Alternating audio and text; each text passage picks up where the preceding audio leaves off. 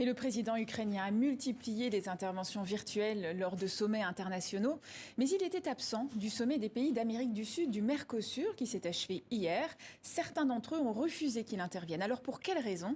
Eh bien pour nous aider à décrypter cette situation, Christophe Ventura, directeur de recherche à l'IRIS et spécialiste de l'Amérique latine, est notre invité. Bonjour et merci d'être avec nous. Bonjour. Alors, pour rappel, le Mercosur, il est composé donc de l'Argentine, du Brésil, du Paraguay et de l'Uruguay. Est-ce que l'on connaît la liste des pays qui se sont opposés à cette intervention du président ukrainien ? Alors officiellement, aucun en tant que tel, puisqu'ils se sont exprimés collectivement en plaidant un non-consensus entre eux pour permettre à M. Volodymyr Zelensky d'intervenir. En réalité, derrière ça, entre les quatre pays, l'Argentine et le Brésil, de loin les plus puissants, sont dans une position de neutralité par rapport à ce conflit. Ils ont condamné l'invasion russe en Ukraine, mais refusent de prendre des sanctions ou d'appuyer les sanctions contre Moscou depuis le départ du conflit. L'Uruguay est dans une position à peu près la même, même si elle a voté à l'Organisation des États américains à Washington pour que la Russie ne soit plus membre observateur de cette organisation. Et le Paraguay, qui est lui sur une diplomatie plutôt alignée sur Washington, a condamné la Russie, appuie les positions des États-Unis et des Européens. C'est ça la position des quatre. Mais en réalité, dans ces quatre pays, aucun ne prend de sanctions ou appuie ouvertement les sanctions contre Moscou. Donc c'est pour ça qu'il parle de consensus ou de non-consensus pour l'invité en tout cas. Et pourquoi alors, comment est-ce que vous expliquez ce refus, notamment de l'Argentine et du Brésil ? On se souvient dans l'actualité, un petit peu avant le 24 février 22, du voyage, à la fois de Jair Bolsonaro pour le Brésil et de Alberto Fernandez pour l'Argentine à Moscou.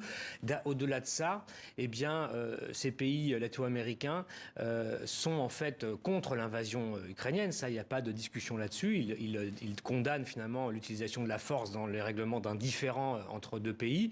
Ça, là-dessus, il n'y a pas de problème. En revanche, ils sont contre des régimes de sanctions parce que finalement, pour ces pays-là, la Russie n'est pas une menace directe pour eux. Au contraire, tous ces pays ont de bonnes relations avec la Russie en matière commerciale, en matière technologique, en matière énergétique, etc. Certains même dépendent de la Russie, comme le Brésil, en matière de fertilisants, tout ce qui est les intrants pour son agro-industrie, qui est le moteur de l'économie brésilienne. On parle quand même de la première puissance latino-américaine. Donc les liens sont très forts avec la Russie. Il faut rappeler que aucun des pays du Mercosur dont on parle aujourd'hui n'ont rompu leurs relations diplomatiques avec Moscou et ni même leurs relations commerciales, comme je vous disais. Donc, si vous voulez, pour eux, la Russie n'est pas une menace. Ce qui est une menace pour ces pays aujourd'hui, c'est plutôt l'impact des mesures unilatérales des sanctions prises par les États-Unis et l'Europe contre Moscou. Alors justement, quelles sont les conséquences de cette guerre en Ukraine pour ces pays d'Amérique latine ? Elles sont très problématiques et parmi ses présidents, Alberto Fernandez, l'Argentin, le clame partout où il peut. Il a été invité au dernier G20, G7, etc. Il le dit beaucoup. Il dit le problème de ces sanctions, c'est qu'elles sont en train d'avoir un effet boomerang sur les populations mondiales, en particulier sur les populations pauvres, les populations du sud des pays d'Amérique latine, d'Afrique, d'Asie. Et donc, ils n'acceptent pas parce qu'ils veulent condamner la Russie, mais ils ne veulent pas devoir payer d'une certaine manière l'entraînement dans un conflit emmené par les Européens et les Américains. Alors, vous me demandez, c'est quoi les conséquences pour eux ? Les conséquences, c'est un peu comme chez nous, mais en pire, c'est-à-dire les poussées inflationnistes deviennent rapidement insoutenables. L'augmentation des prix de l'énergie, des denrées alimentaires, etc., fait qu'il y a déjà partout en Amérique latine, au-delà du Mercosur, des tensions qu'on voit arriver, comme en Équateur, ou au Panama, où il y a des mouvements de contestation sociale de populations en fait, qui se mobilisent contre la vie chère, tout simplement. Et l'Amérique latine est frappée directement par les conséquences de ce conflit de ce point de vue-là, du fait qu'elle ne peut plus exporter une partie de ses productions de ressources naturelles vers la Russie et vers l'Ukraine, et qu'en plus, ce qui avait été déjà exporté avant le conflit n'est pas payé puisque les sanctions empêchent les Russes par le découplage du système SWIFT de finalement payer ce qu'il... Il y a beaucoup d'impayés finalement. Donc ils sont aussi extrêmement impactés. Ils sont impactés directement par ces sanctions. Est-ce que cette guerre en Ukraine rebat les cartes au niveau des relations entre les États-Unis cette fois et ces pays d'Amérique latine ? Je pense notamment au Venezuela. Oui, elles viennent en tout cas alimenter ce qui caractérise les relations entre les États-Unis et les pays de la région, même si c'est difficile en fait de globaliser, parce qu'entre le Venezuela et le Chili, par exemple, ça n'a pas grand-chose à voir. Mais disons que l'histoire entre les pays d'Amérique latine et les États-Unis est quand même une histoire très compliquée, une histoire d'une région qui se vit comme dominée par les États-Unis. Les Latino-Américains ont beaucoup connu les interférences, les ingérences américaines dans le continent. Ils sont quand même très prudents sur le discours des puissances occidentales quand ils appellent le droit international, la démocratie, etc.